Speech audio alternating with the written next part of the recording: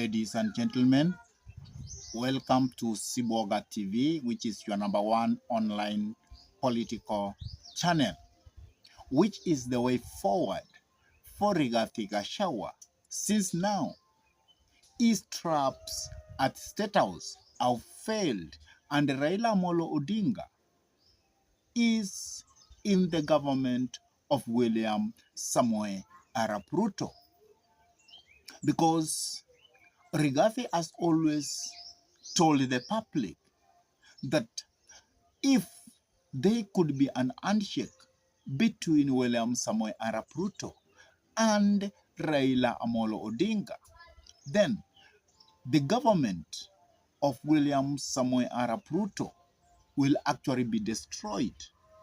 And Rigathi said that if you look at the history of Raila Amolo Odinga, any government he has come in, he ends up destroying that government.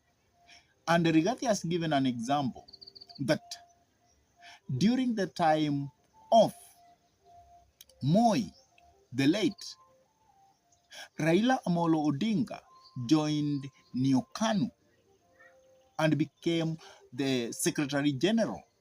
But at the end, he divided KANU in between.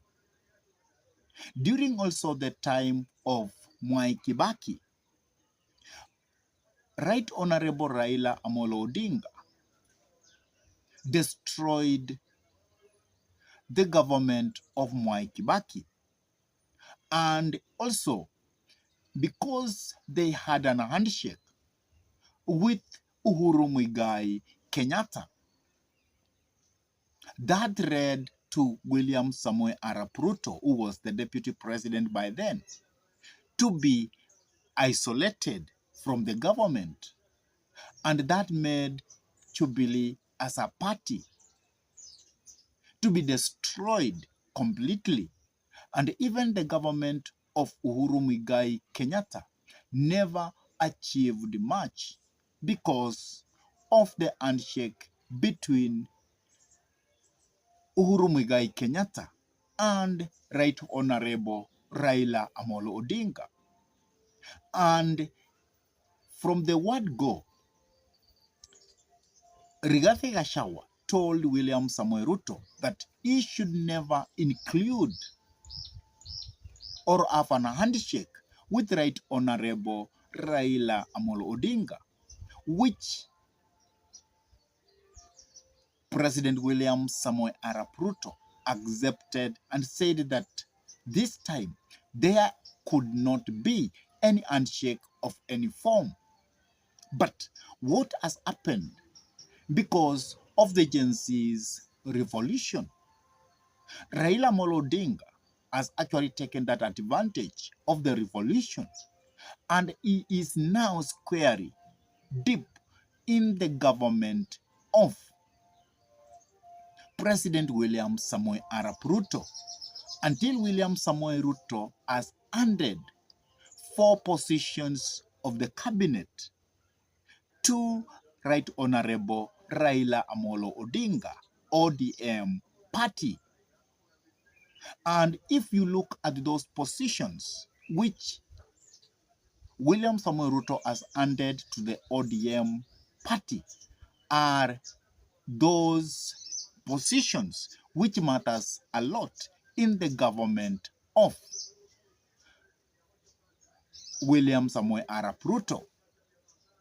And now, the people who have come in to the government are actually saying that Rigathi Gachagua is actually tribalistic and is not fit even to be the deputy president of the Republic of Kenya. And because of all those things and issues which have been brought in now by the ODM fraternity, what is the way forward for the deputy president, Rigathi Gachagua? That is actually what I am going to try to analyze about. But before we do that, I could request you kindly to take a minute or two and subscribe to this YouTube channel. Give this video thumbs up. Share the video to your friends. And if your friends are lovers of politics, then it's good to request them for us to subscribe to this YouTube channel. And whenever you subscribe to our YouTube channel, always remember to smash the bell button, because by smashing the bell button, you give YouTube an okay so that it can notify you whenever we upload any political content into YouTube. And for those ones who have subscribed to our YouTube channel, I cannot forget to say thank you, because you are our inspiration and you always make us to continue coming up with this kind of political analysis. Now, let us go back to the discussion. Which is the way forward for the Deputy President, Rigathi Gachagua, since Right Honorable Raila Amolo Odinga is in the government of William Samoei Arap Ruto? The first thing that now Rigathi must realize is that he must look for new allies, new friends for him to survive in the political arena of this republic. And he must do that by first trying to have friends within the executive, within the UDA party, within the Kenya Kwanza party. That means he must have friends from within. Secondly, he must also move out of the government, of the Kenya Kwanza coalition, and try to look for friends, political friends outside. People he must be able to approach, people like Stephen Kalonzo Musyoka, because there is a likelihood that Rigathi Gachagua might be impeached.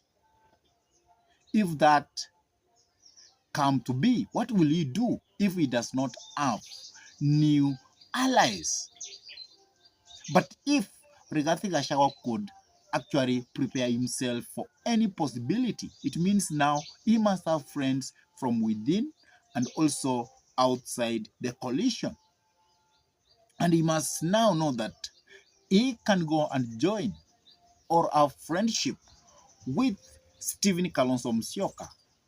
He can have a relationship with Uhuru Muigai Kenyatta. He can have a relationship with Eugene Wamalwa party. So Rigathi Gachagua must have that in mind, that he needs new allies, new political allies, new political friends. That is the first thing that Rigathi Gachagua must do for him to survive in this political arena. Another thing that Rigathi Gachagua should do, he must start playing opposition role as the way William Samoei Ruto did when he was neglected in the Uhuru government.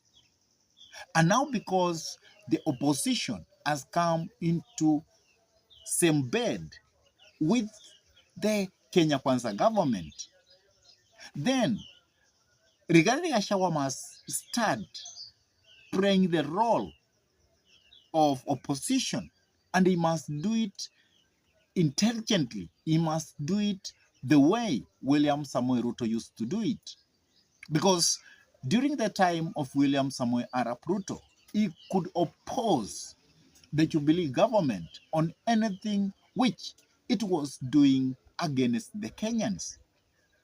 But anything good that the government was doing, then William Samoei Ruto could also get credit out of that. And that should be the game for Deputy President Rigathi Gachagua, for him to keep himself relevant, because people could really like him if he plays that role, because at now presently, we don't have serious opposition leader. And therefore, Rigathi Gachagua can resume to that role. And he can put the government, which he is part of, in toes to do what is expected. Because at the end, if the government will do something good, he will gain on that. And at the same time, if the government won't perform, then he will also isolate himself and say, I told the Kenyans, I told you that these people, by coming together, by Raila coming in, he was going to destroy the government of William Samoei Arap Ruto. Another thing that Rigathi Gachagua should do for him to be relevant in the political arena, he must join the entire mountain together.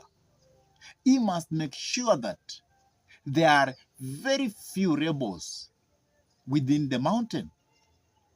He must ensure that people from Mount Kenya speak in one voice and they are behind him, because this will give him a head hedge for him